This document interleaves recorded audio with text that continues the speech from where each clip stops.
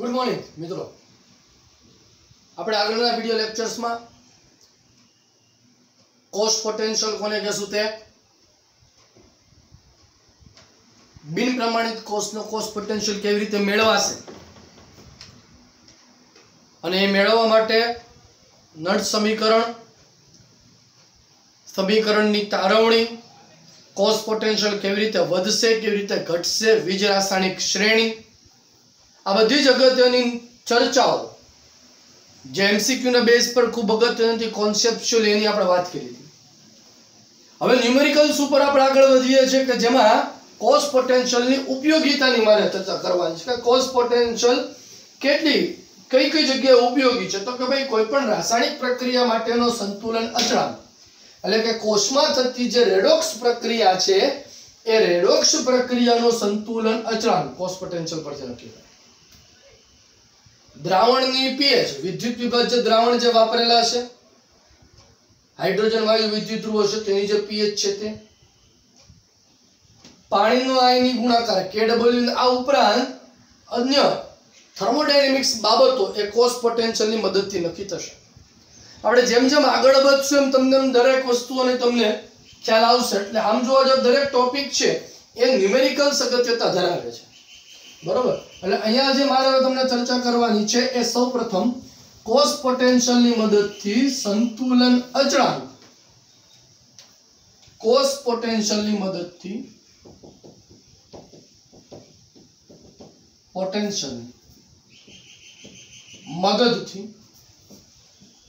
સંતુલન અચળાંક મેળવવો, આની વાત કરવાની. કોષ પોટેન્શિયલની મદદથી સંતુલન અચળાંક કેવી રીતે મેળવવાની વાત કરવાની છે. ધારો કે કોઈ બિન પ્રમાણિત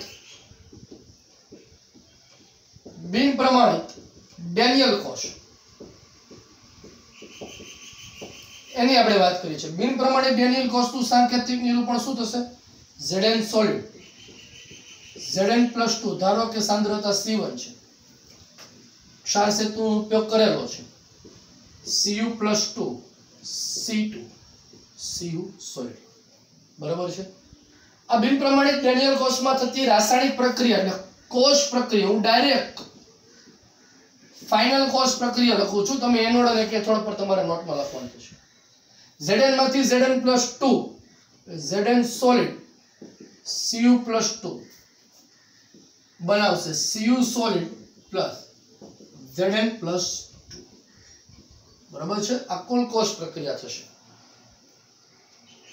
અને આ બિન પ્રમાણિત ડેનિયલ કોષ માટે નળ સમીકરણ આપણે શું લખી શકીએ? તો કે E cell E0 cell minus 2.303 RT/NF log નિપજની સાંદ્રતા છેદમાં પ્રક્રિયકની સાંદ્રતા. નિપજની સાંદ્રતામાં કોણ આવશે?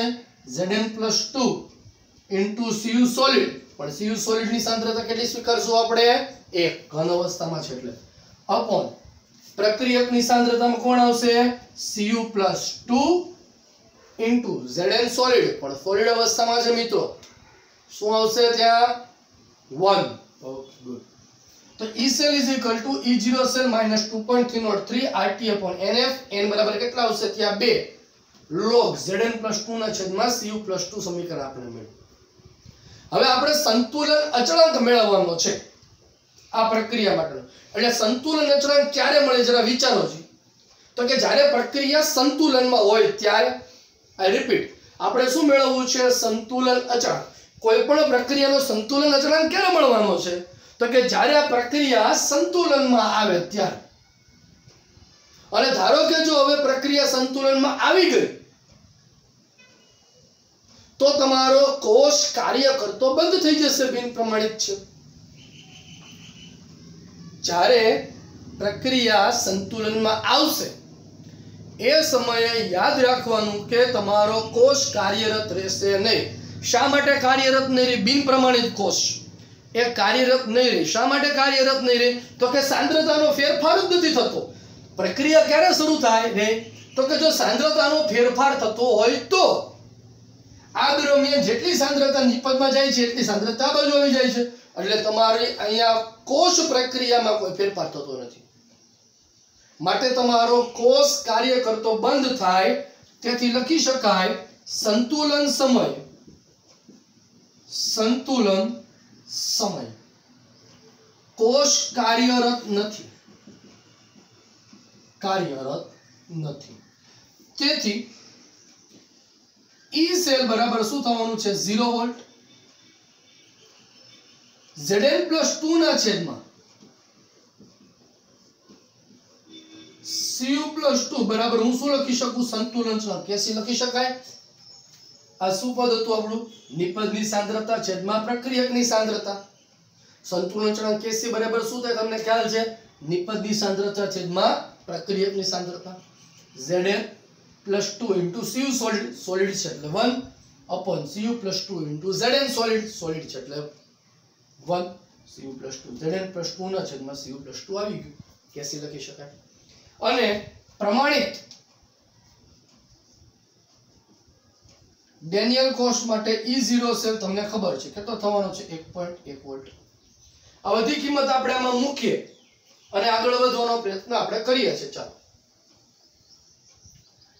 E સેલ બરાબર 0 મૂકીએ છીએ, E0 સેલ બરાબર 1.1 વોલ્ટ આપણે લઈએ છીએ, સમીકરણમાં મૂકો E0 સેલ બરાબર 0, E સેલ બરાબર શું આવશે 0, E0 cell 1.8 minus 2.303 R 8.314 T 298 F 96500 ને N બરાબર કેટલા આવે છે અહીંયા N બરાબર 2 બરાબર। તો N બરાબર 2 તો શું આવશે તમારી વેલ્યુ 0.0295 log Zn+2 ના છેદમાં Cu+2 બરાબર શું લખી શકાય Kc, log Kc। સમીકરણને હવે સાદુરૂપ આપીએ, આને આ બાજુ લઈ આવીએ છીએ તો 0.0295 log Kc બરાબર શું આવશે 1.1 વોલ્ટ આવશે બરાબર। log Kc ને કરતા બનાવો, log Kc બરાબર શું આવશે 1.1 ના છેદમાં 0.0295 તો log Kc બરાબર શું થશે 1.1 ના છેદમાં 0.0295 ભાગાકાર કરો એટલે તમારો જવાબ લગભગ આવશે log Kc બરાબર 37.288 થશે। Kc શોધવાનો છે એટલે કરતા બનાવો, Kc શું થશે એન્ટી-લોગ ઓફ 37.288 એટલે હવે તમારે એન્ટી-લોગ જોવાનો છે। એન્ટી-લોગ જોવો હોય તો શું કરવાનું તો કે એન્ટી-લોગ તમારે પોઈન્ટ પછીના આંકડાનો જોવાનો થાય, પોઈન્ટ પછીના આંકડાનો જોવો એટલે 0.28 નું 8 માં જુઓ, અને જો કદાચ એમ ન આવડે તો સાદી રીત છે શું કરવાનું તો કે Kc એન્ટી-લોગ ઓફ 37.288 છે એટલે એને તમે નજીકની રાઉન્ડ ફિગર શું લઈ શકો તો કે 30 લઈ શકો। હવે તમારે જોવાનું શું તો કે કોનો log 0.30 આવે, કોનો log 0.30 આવે તો 0.30 ને એન્ટી-લોગ તમારે આવી જવાનો। તો તમને ખ્યાલ છે કે log 2 બેનો log કેટલો આવે છે 0.3010 બરાબર। તો સ્વાભાવિક વસ્તુ છે તો 0.30 નો એન્ટી-લોગ કેટલો આવવાનો છે 2, તો Kc શું લખી શકાશે આપણે અહીંયા તો કે Kc 2 into 10⁻37 ઘાત છે સોરી પોઈન્ટ પહેલાની જે સંખ્યા છે ઘાતમાં ચડે એટલે શું થશે 2 into 10⁻37 થશે। તો આ કોષ પોટેન્શિયલની મદદથી સંતુલન અચળાંક મેળવવા માટેની વાત આ વસ્તુ છે ખાસ ધ્યાન રાખવાની કે કોષ જ્યારે કાર્યરત હોય એ દરમિયાન E સેલ બરાબર 0 થશે, કારણ કે કોષ સંતુલન અવસ્થાએ જ્યારે પહોંચે ત્યારે કાર્ય કરી શકશે નહીં, માટે એ દરમિયાન E સેલ 0 થશે, E0 સેલ 1.1 થશે, નિપજના છેદમાં પ્રક્રિયકની સાંદ્રતા કરશું એટલે આપણને શું મળશે કે C તમને પ્રાપ્ત થવાનો છે। માટે પ્રમાણિત E0 સેલ એનો કેટલો થવાનો છે 1.1 વોલ્ટ। 0 1.1 minus 0.0295 log Kc અને આ બાજુ લઈ આવો 1.1 Kc ને કરતા બનાવો, સાદુરૂપ આપો, એન્ટી-લોગ મેળવો એટલે જવાબ તમારો આવશે। તો આ પ્રકારનો દાખલો જે છે એ દાખલો એ તમારા લખાણ સંબંધિત પ્રશ્નમાં આપેલો છે। લખાણ સંબંધિત પ્રશ્ન જે છે એ લખાણ સંબંધિત પ્રશ્નમાં છેલ્લો એક્ઝામ્પલ તમને જે આપેલો છે એમાં ગિબ્સની મુક્ત ઉર્જા અને સંતુલન અચળાંક મેળવવાનું છે. તો સંતુલન અચળાંક કેવી રીતે મેળવવું એની વાત કરી. હવે જે આપણે વાત કરવાની છે એ ગિબ્સની મુક્ત ઉર્જા એટલે કે થર્મોડાયનેમિક્સની સંબંધ શું છે, થર્મોડાયનેમિકલી કોષ અચળાંક ને રિલેશન શું છે એની ચર્ચા કરવાની છે. તો ટાઇટલ આપો ગિબ્સની મુક્ત ઉર્જા અને સંતુલન અચળાંક અથવા તો કોષ પોટેન્શિયલ.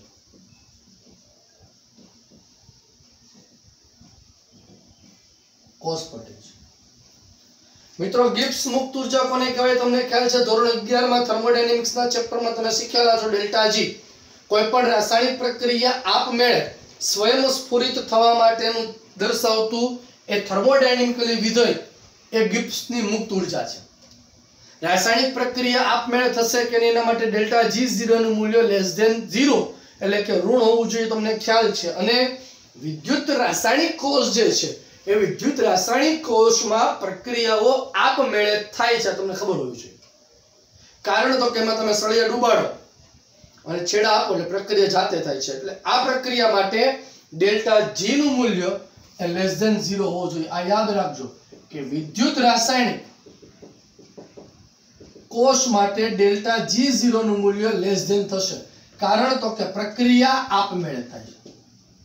પ્રક્રિયા એ આપમેળે થાય છે. જ્યારે વિદ્યુત વિભાજન કોષ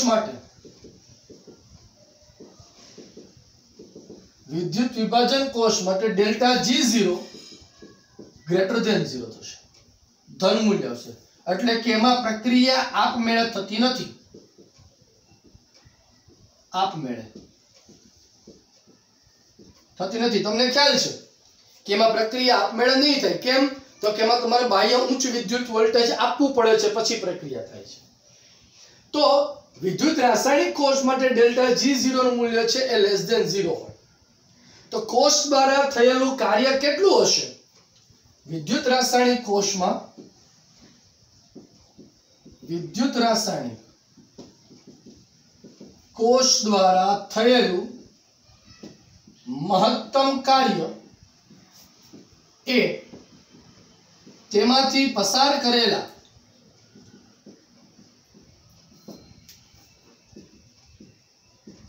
વિદ્યુતના જથ્થાના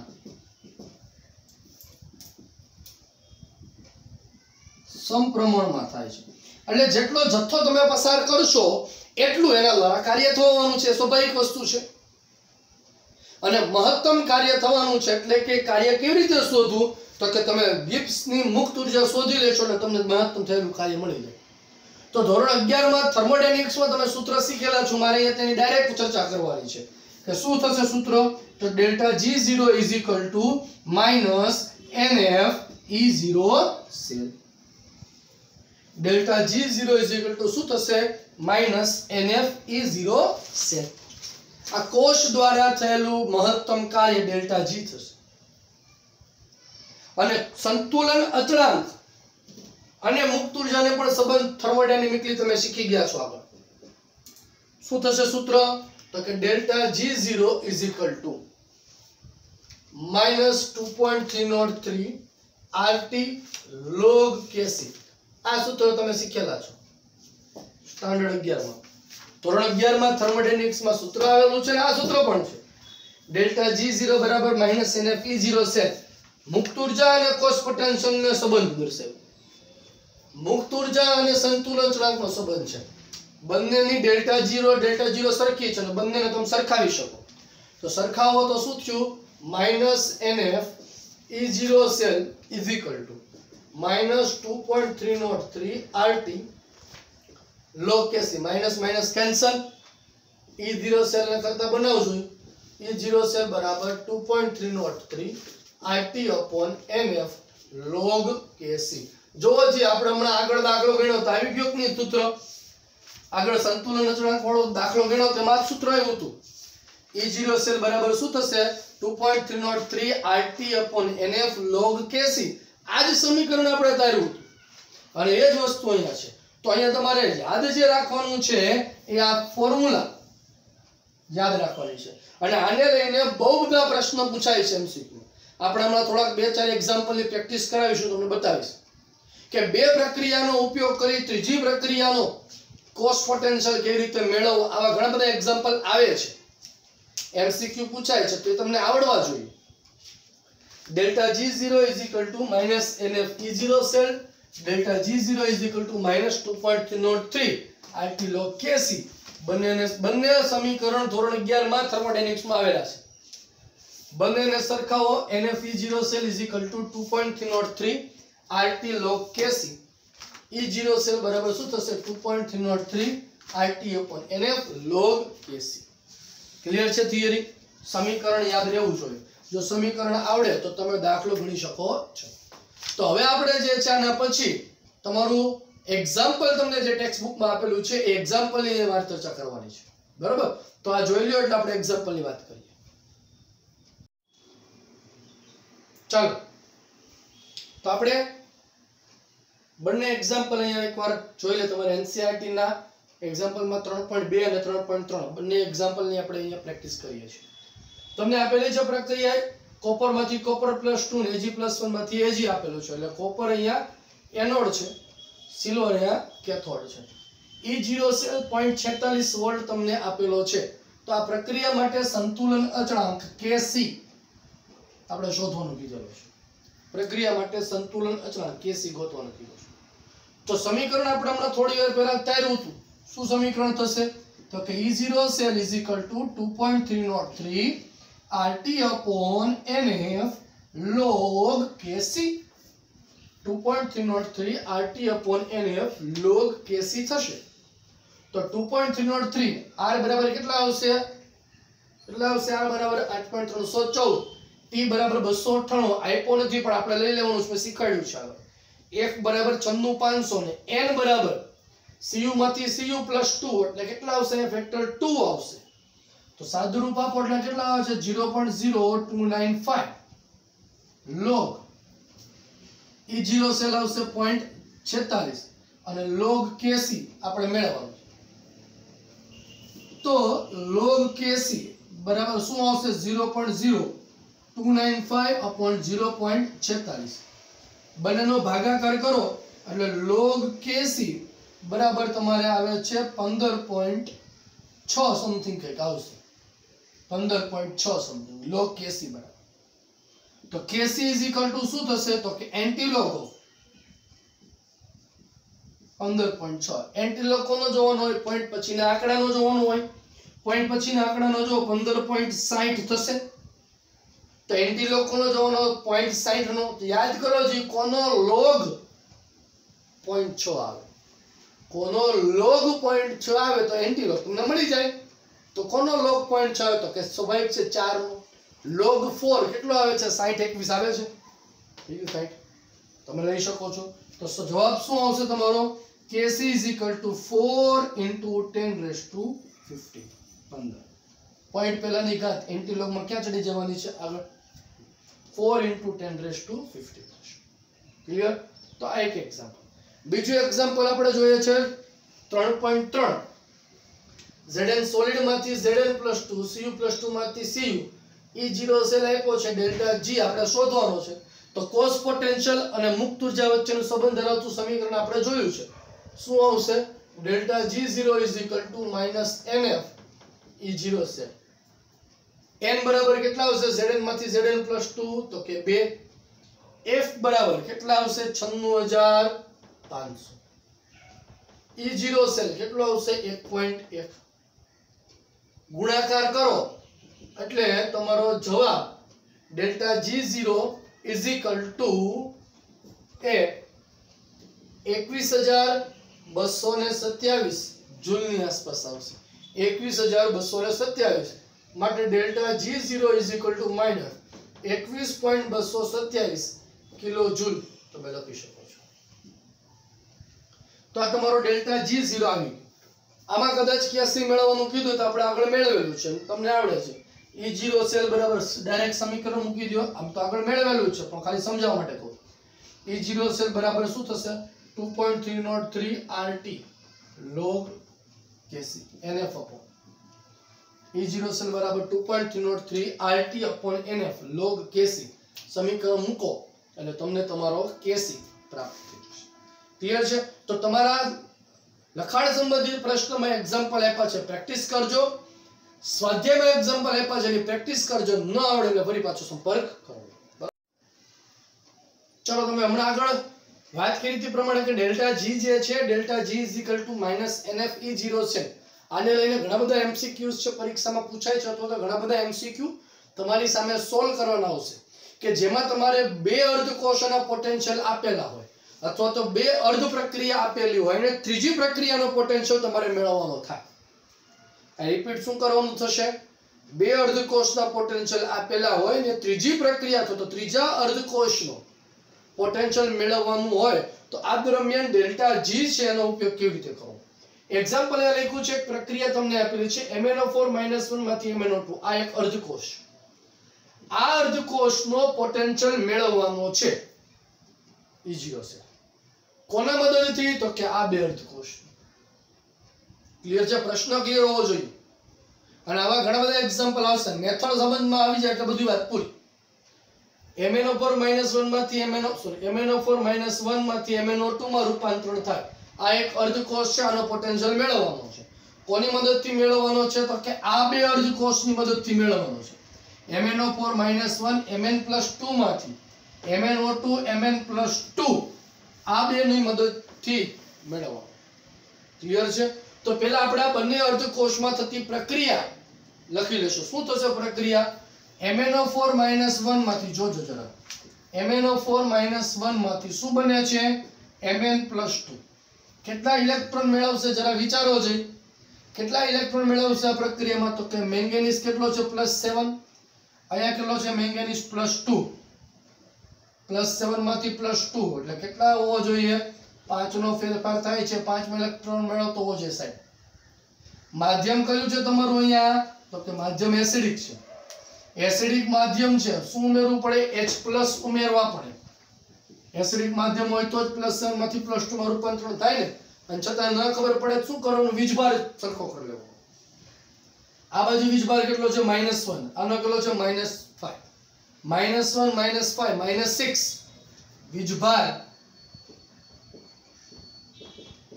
કેટલો થાય છે? -6. આ બાજુ વીજભાર કેટલો થાય છે? +2. હું આ બાજુ કેટલા H+ ઉમેરું? +2 થઈ જાય વીજભાર બંને બાજુ.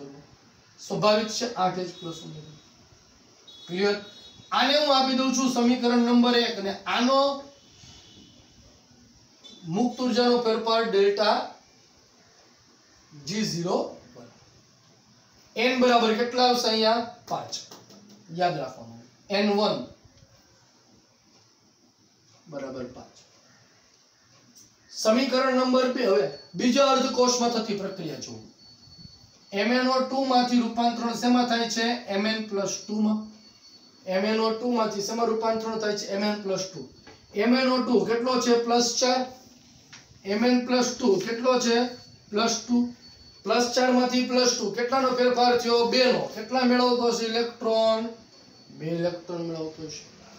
આ બાજુ વીજભાર જોવો જી કેટલો થાય છે? આ બાજુ વીજભાર -2. આ બાજુ વીજભાર જોવો જી કેટલો થાય છે? +2.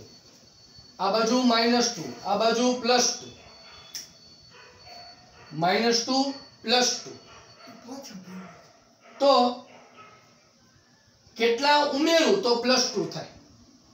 કેટલા ઉમેરું તો +2 વીજભાર થાય? તો કે સ્વાભાવિક છે સાહેબ 4 ઉમેરી દો. 4H+1 +2. આ પ્રક્રિયાને સમીકરણ નંબર 2 આપું છું. ડેલ્ટા G0 2 કહું છું. અને આના માટે N2 કેટલાનો ફેરફાર થયો છે? 2 નો. 2 થશે. ક્લિયર છે પિક્ચર? ઓકે. હવે હું લઉં છું આ સમીકરણ જેનો મારે પોટેન્શિયલ મેળવવાનો છે. MnO4 - 1 માંથી MnO2 લઉં છું. જો MnO4 - 1 માંથી શું બનાવું છું હું? MnO2. કેટલાનો ફેરફાર થયો? +7. આ બાજુ કેટલાનો ફેરફાર થયો છે +4 +7 માંથી +4 કેટલો ચેન્જીસ થયો છે તો કે સાહેબ 3 નો 3 ઇલેક્ટ્રોન વીજભાર બેલેન્સ કરી નાખો જે આ બાજુ કેટલો છે વીજભાર -1 -3 -4 આ બાજુ 0 કેટલા ઉમેરું 0 થઈ જાય તો કે સાહેબ 4H+ ઉમેરી દો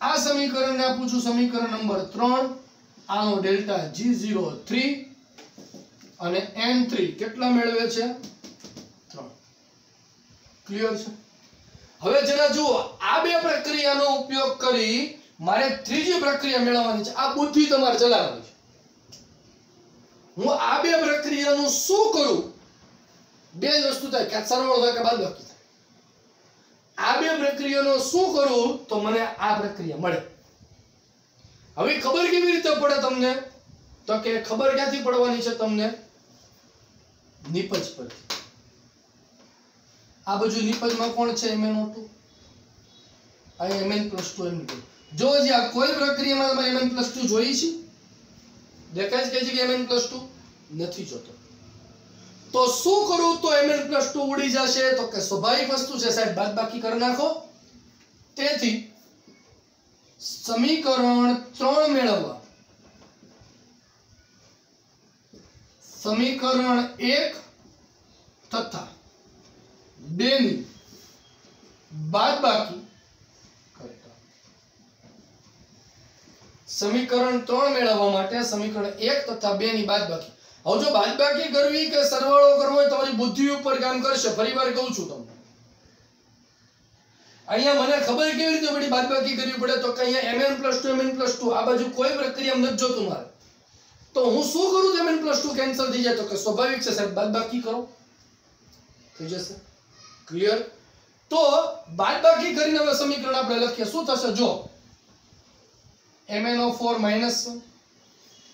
-1 MnO2 આ 5 ઇલેક્ટ્રોન 2 ઇલેક્ટ્રોન બાદબાકી કરો 5 બાદ 2 જાય કેટલા વધે તો કે 3 વધે છે +3 ઇલેક્ટ્રોન 8 હાઇડ્રોજન 4 હાઇડ્રોજન બાદબાકી કરો કેટલા વધે 8 માં 4 જાય તો સાહેબ 4 વધે 4H+ Mn+2 કેન્સલ થઈ જશે અહીંયા કઈ વધવાનું નથી આ માઈનસ છે સામેની બાજુ જવા દો આ માઈનસ છે અને આ બાજુ આવવા દો પ્લસ થાય સમીકરણ શું મળે MnO4 -1 3 ઇલેક્ટ્રોન 4H+1 બનાવે છે MnO2 જો હજી મળી ગયું સમીકરણ 3 તમારું જ્યાં જોતું હતું તમને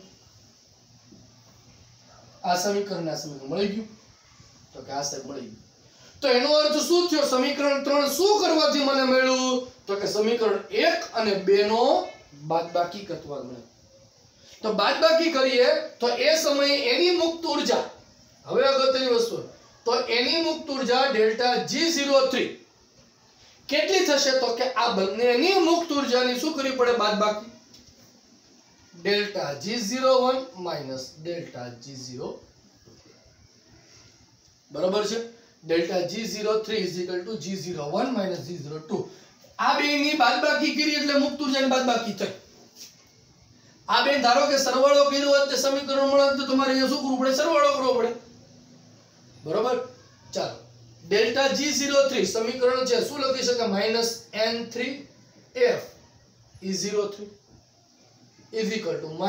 -N1F E01 -N2F E02 આ માઈનસ છે અહીંયા માઈનસ શું થઈ જાય પ્લસ डेल्टा G बराबर -NF E0 cell -NF E0 cell -NF E0 cell minus શું થઈ જાય અહીંયા પ્લસ F બધી બાજુ કોમન હશે કેન્સલ થઈ જશે E03 મારે મેળવવાનું છે તો હવે રસ્તો આપણો સરળ થઈ ગયો N3 કેટલા આવશે આપણા N3 અહીંયા લખ્યા છે 3 તો કે -3 E03 N1 કેટલા આવશે 5 -5 E01 વત્તા N2 કેટલા આવશે 2 E02 ચાલો E03 મારે મેળવવું છે માટે E03 આ હું માઈનસ લખી રાખું છું 3 સામેની બાજુ જવાનું છે -5 into E01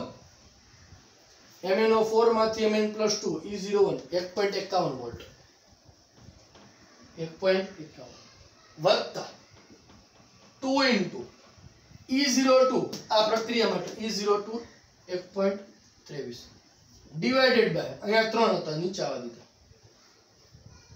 બરાબર તો કેલ્ક્યુલેશન મારો જ જરા કે E03 બરાબર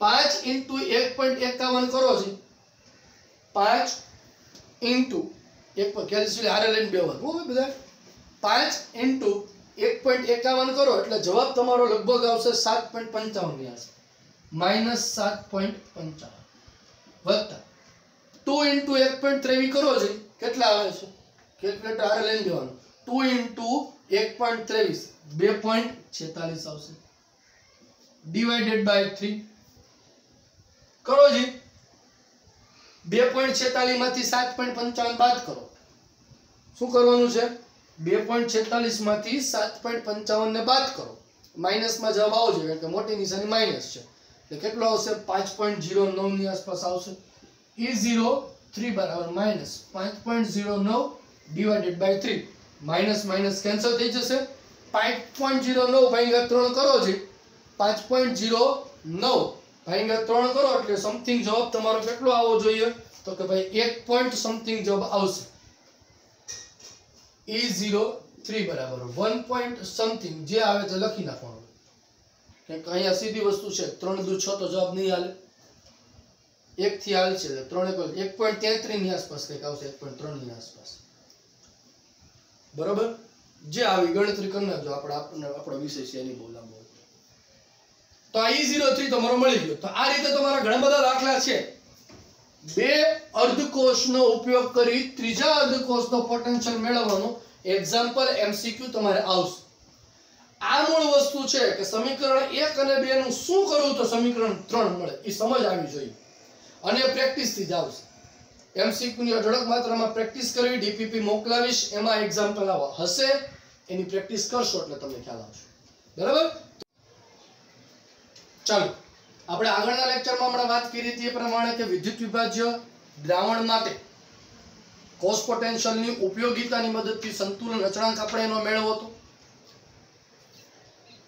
હવે જે વાત કરવાની છે આ વિદ્યુત વિભાજ્ય દ્રાવણની pH કેવી રીતે શોધવી વિદ્યુત વિભાજ્ય દ્રાવણની pH કેવી રીતે શોધવી હવે pH ક્યાં શોધવાની છે તમને આમાં કદાચ ખ્યાલ આવી જવો જોઈએ અહીંયા તમને એક કોષનું સાંકેતિક નિરૂપણ કરેલું છે એનોડ ઉપર હાઇડ્રોજન વાયુ વિદ્યુત ધ્રુવ છે કેથોડ ઉપર સિલ્વર વિદ્યુત ધ્રુવ છે તમારે pH શોધવી છે તો pH માટે મિત્રો જરૂર છે નહીં પડે તો કે H+ ની સાંદ્રતા કારણ pH શું થશે -log H+ એટલે H+ નું જો કોન્સન્ટ્રેશન તમારી પાસે હોય તો તમને pH ખબર પડી જાય પણ અહીંયા નથી આપી અને ખરેખર અલ્ટિમેટલી તમારે શોધવું શું પડે તો કે H+ નું કોન્સન્ટ્રેશન શોધવું પડે આ સાદી વાત છે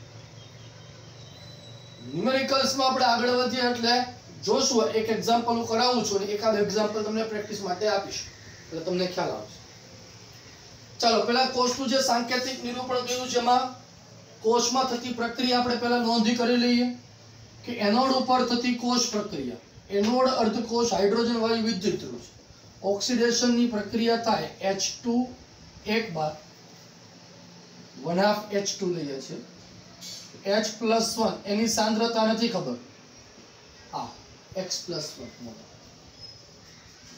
વત્તા 1 ઇલેક્ટ્રોન કેથોડ ઉપર રિડક્શન ની પ્રક્રિયા Ag+1 0.01 મોલર 1 ઇલેક્ટ્રોન મેળવશે અને Ag સોલિડ માં રૂપાંતરણ પામશે કુલ કોષ પ્રક્રિયા 1 ઇલેક્ટ્રોન કેન્સલ એટલે આ પ્રક્રિયા માટે n આપણું શું આવવાનું છે તો કે n 1 આવશે આ પ્રક્રિયા માટે 1 ઇલેક્ટ્રોન કેન્સલ કુલ કોષ પ્રક્રિયા લખો H2 1 બાર વત્તા Ag+1 0.01 molar it gives H+1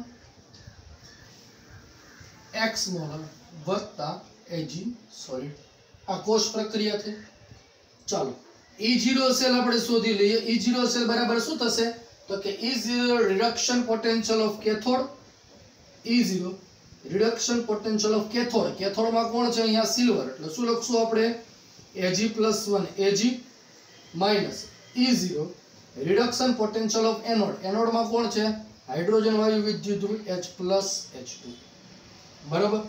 E0 reduction of silver, reduction potential silver नो કેટલો આપેલો છે 0.80 માઈનસ હાઇડ્રોજન નો 0 વોલ્ટ આપણને ખ્યાલ છે, તો શું આવશે E0 સેલ અહીંયા આપણને તો કે 0.80 વોલ્ટ આવી ગયા 0.80 વોલ્ટ। E સેલ છે E0 સેલ છે n બરાબર 1 છે, ફોર્મ્યુલા આપણે મૂકીએ, શું છે સૂત્ર આપણું તો કે E cell is equal to E0 cell minus 2.303 RT upon NF log નિપજના છેદમાં પ્રક્રિયક, નિપજના છેદમાં પ્રક્રિયક। નિપજ તરીકે કોણ આવશે અહીંયા તો કે નિપજ તરીકે આવશે H+1 upon into Ag solid, solid એટલે 1 લેશું upon Ag+1 into हाइड्रोजन वायु अवस्था में એટલે દબાણ લેશું pH2 ઘાતાંક ચડાવશું pH2 1/2। चलो किंमत આપણે મૂકવાની શરૂઆત કરીએ। E સેલ કેટલો આપ્યો છે 1.02 વોલ્ટ, E0 સેલ કેટલો મળ્યો છે 0.80 માઈનસ 2.303 R 8.314 T 298 n બરાબર કેટલા આવશે n બરાબર 1 F 96500 વેલ્યુ કેટલી આવશે 0.059 into log H+1 upon Ag+1 ની કોન્સન્ટ્રેશન 0.01 છે, 0.01 છે, 0.01 એટલે મિત્રો કેટલું થશે 10⁻² into pH2 એક બાર એટલે એઝ ઇટ ઇઝ રહેશે અહીંયા 1 ક્લિયર છે દરેકને। ચાલો આગળ વધીએ। હવે આ માઈનસ માં પદ છે, આ બાજુ લઈ આવશું કેવું થશે પ્લસ, અને આ પ્લસ છે સામેની બાજુ જશે તો શું આવશે માઈનસ, તો શું થશે 0.059 મિત્રો જેડબલ યુનિટ માં મોટા ભાગે આપણે આ 0.059 છે ને ગણતરી ખાતર 0.06 લઈ લઈએ છે જેથી ગણતરીમાં બહુ સરળતા રહી છે। આપણે 0.06 log H+1 upon 10⁻² is equal to 0.80 minus 1.02 થશે।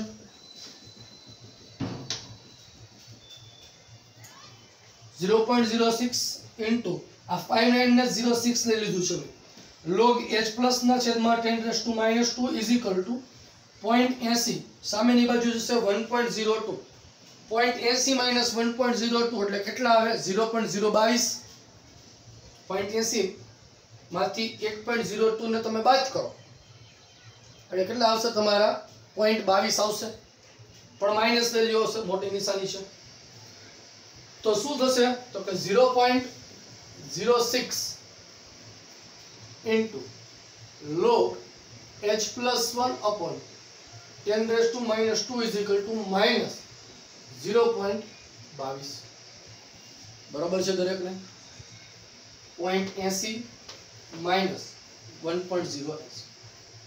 ચાલો હવે હું શું કરું છું તો કે આ 0.06 એઝ ઇટ ઇઝ રાખું છું, લઘુ ગુણાંક ને અંદર દાખલ કરીએ છીએ એટલે શું થશે log H+1 minus log 10⁻² is equal to minus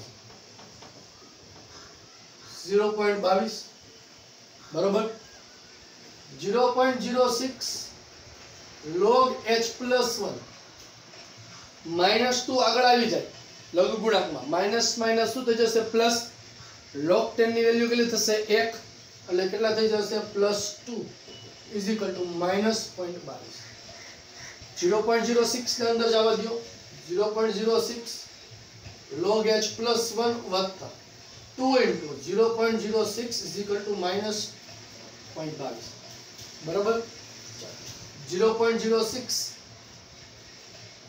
log H+1 2 2 into 0.06 એટલે કેટલા આવશે 6 દુ ને 12 પ્લસ 0.12 માઈનસ 0.22 પ્લસ છે સામેની બાજુ જશે તો શું થઈ જશે માઈનસ 0.06 log h plus 1 બરાબર માઈનસ 0.22 માઈનસ 0.12 માઈનસ 0.22 માઈનસ 0.12 0.22 કેટલા થઈ જવાના છે 0.34 0.06 log h plus 1 is equal to minus 0.34 હવે ધ્યાન આપો છો હવે માઈનસ નું આ બાજુ લઈ લો એટલે અથવા તો બંને બાજુ માઈનસ વડે ગુણી નાખું તો અહીંયા માઈનસ થઈ જશે ને માઈનસ માઈનસ પ્લસ 0.06 ને નીચે આવવા દઉં છું તો શું લખાય જો minus log h plus 1 is equal to આ માઈનસ માઈનસ પ્લસ થઈ જવાનું છે 0.34 ના છેદમાં 0.06 શું કરું મેં ફરી ધ્યાન આપી દે બંને બાજુ માઈનસ વડે ગુણાય નાખ્યા બંને બાજુ માઈનસ વડે ગુણો એટલે આ માઈનસ અહીં આવી જશે માઈનસ માઈનસ પ્લસ થઈ જશે 0.06 ને નીચે છેદમાં લાવવા દઉં છું તો શું થશે જવાબ તમારો આવશે minus of log h plus 1 મિત્રો minus of log h plus 1 એટલે શું લખી શકો તમે અહીંયા તો કે ph લખી શકો ph is equal to 0.34 ભાગ્યા 0.06 એટલે 6 × 30 થી ભાગ તમારો ચાલવાનો છે 5.7 ની આસપાસ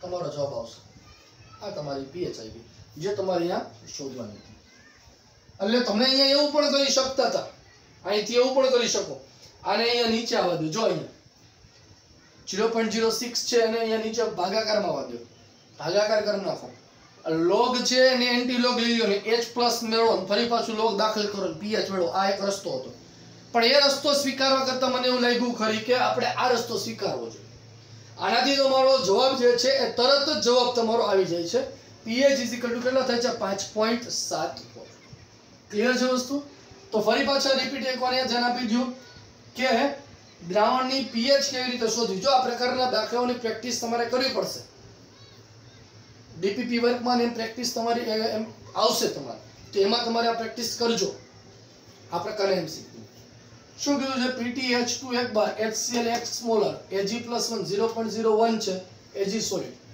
E0 Ag + 1 Ag 0.80 E cell 1.01 2 volt આપેલા છે pH મારે શોધવાની છે બરોબર તો શું કરીશું તો કે એનોડ અને કેથોડ ઉપર થતી પ્રક્રિયા લખી નાખો હાઇડ્રોજન વાયુ વિદ્યુત ધ્રુવ એનોડ તરીકે સિલ્વર વિદ્યુત ધ્રુવ કેથોડ તરીકે વર્તે H2 માંથી H + 1 Ag + 1 માંથી Ag કુલ કોષ પ્રક્રિયા લખી છે મેં અહીંયા E0 સેલ મારે શોધવો પડશે કેથોડ માઈનસ એનોડ 0.80 - 0.80 અંદરના સમીકરણ મૂકું છું અહીંયા P * H2 હાઇડ્રોજન વાયુનું દબાણ 1 છે સાદુરૂપ આપે છે જવાબ આવે છે 5.7 બરોબર તો આ તમારી pH એ તમને પ્રાપ્ત થાય આ પ્રકારનું એક એક્ઝામ્પલ તમારે પ્રયત્ન કરવાનો છે હું બે એક્ઝામ્પલ તમારી સ્ક્રીન ઉપર લખું છું એની પ્રેક્ટિસ કરજો અને જવાબ લાવજો જવાબ હું તમને લખી દઉં છું શું આવશે ચાલો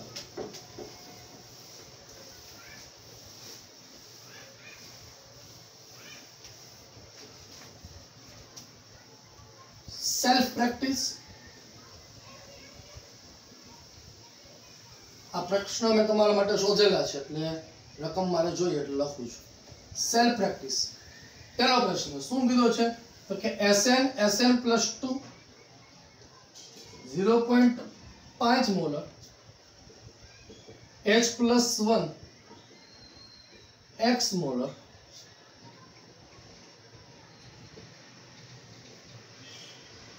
H2 1 બાર પ્લેટિનમ આ પ્રક્રિયા માટે E સેલ તમને આપ્યો છે 0.096 વોલ્ટ E0 Sn + 2 Sn બરાબર -0.14 વોલ્ટ તો pH શોધો આવું કીધું છે શું કીધું છે Sn + 2 આ એનોડ છે હાઇડ્રોજન વાયુ કેથોડ તરીકે છે E cell 0.096 Sn + 2 0.14 volt pH આપી છે આનો આન્સર તમારો